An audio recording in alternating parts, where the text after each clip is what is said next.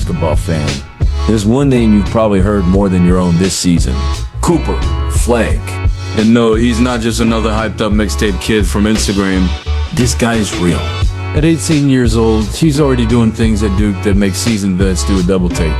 We're talking highlight blocks, off the dribble threes, elite, help defense, and the kind of instincts you just can't teach. He's not just the best player on Duke. He's the projected #1 pick in the next NBA draft. And not one of those weak class, someone has to be one situations. No, this guy is him. Now don't get me wrong, the NBA draft is a gamble every year. But Flagg, he feels different. At 6'9" with length, quickness, vision, and a motor that never quits. He's already given the shades of a young Andre Kirilenko meets Scottie Barnes with a jumper. That's scary. He's averaging 19 points, 8 boards, 4 assists, and anchoring Duke's defense like a seasoned NBA vet. But as good as he is, there's still one massive question looming. Where should he go? Because talent alone doesn't guarantee success. Ask Marvin Bagley. It's not just who drafts you, it's where. The system. The coaching staff. The teammates. The role. Let's break down the best and worst potential landing spots for Cooper Flagg. And yeah, we're flipping the script on this one. Let's start with the Toronto Raptors. On the surface, Toronto is built for a guy like Flagg. They're all about high IQ ball, switch-heavy defense, long, versatile wings who don't need to dominate the ball to make an impact. It's like they saw Flagg's highlight reel and said, yep, that's our kind of player. Imagine Flagg playing alongside Scottie Barnes and Grady Dick.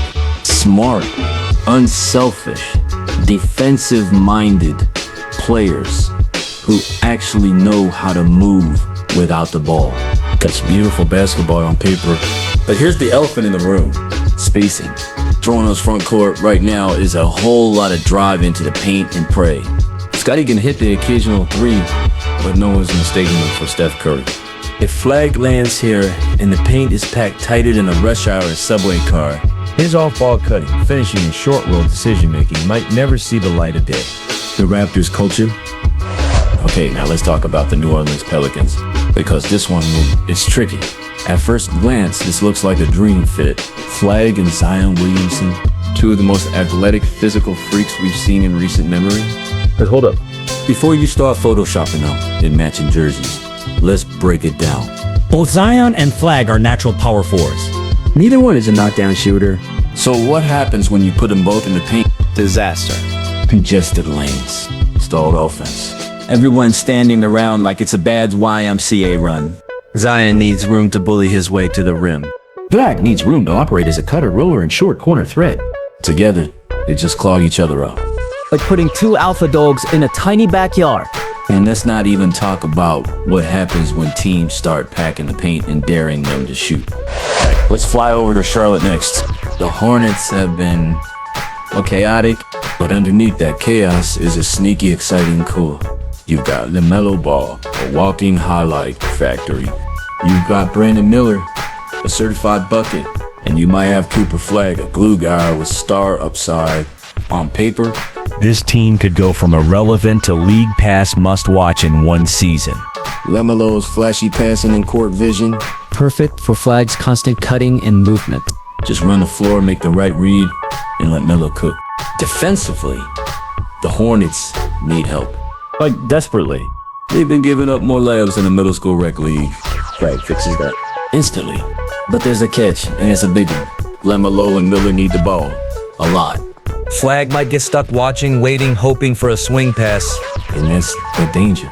He could become a glorified role player. Not because of talent, but because the touches just aren't there. So Charlotte? High ceiling, high floor, high risk.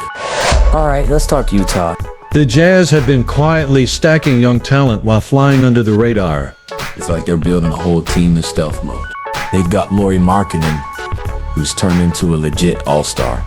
They've got Keontae George, a walking microwave. They've got Walker Kessler, an elite rim protector. Now add Flagg into that front court rotation. That's scary. Offensively, Markkanen stretches the floor, leaving Flagg room to cook inside and out. Defensively, Flagg and Kessler could form one of the best young rim protecting duos in the league. But like with Charlotte, there's one big question. Position overlap. Flagg and Markkanen are both best at the 4. Would Utah play jumbo lineups and throw one of them at the 3? Could Flagg adapt to more of a hybrid forward role? The good news, Utah has a stable front office and a track record of smart player development. They're not going to ruin a young player's career for some short-term clout. If Flagg wants consistency, structure, and a real development plan, Utah's the move. And finally, the Chaos Kingdom, the mystery box, the Washington Wizards. Listen, the Wizards have been stuck in a loop longer than the Fast and Furious franchise. Bad drafts. Wasted talent. No direction, no plan, just vibes. And yet this might actually be the perfect landing spot for Cooper Flagg. Why? Because they got nothing to lose. He walks in day 1 and becomes the guy. No waiting, No fighting for touches. just pure unfiltered opportunity. He'd be flanked by Jordan Poole, who can handle the scoring load, and young guys like Alex Sarah and Bob Connington trying to figure things out too. Flagg brings defensive leadership, a two-way presence, a foundation. But let's not act like DC doesn't have skeletons in the closet. Chris Webber. Rasheed Wallace. Ben Wallace. They all wore a Wizards or Bullets jersey once. And guess what? The front office blew it every time. If DC drafts Flagg, they better commit. No more selling low. No more panic moves. No more. We'll figure it out later. Because if they actually get this right, Flagg could be the first true face of the franchise since John Wall's knees were still working. he wants instant stardom and the keys to a rebuild is DC. If he wants structure and smart development, it's Utah. If he wants highlight passes and alley-oops for days, it's Charlotte. If he wants culture and defense, it's Toronto. If he wants to be jammed into a lineup with Zion, well, pray for spacing. At the end of the day, Cooper Flagg has the talent to be a franchise player. But in the NBA, it's not just about the player, it's about the fit. Right team, right role, Right timing. Whichever team drafts Cooper Flagg. they're not just picking a player, they're gambling on greatness. So, where should Cooper Flagg go?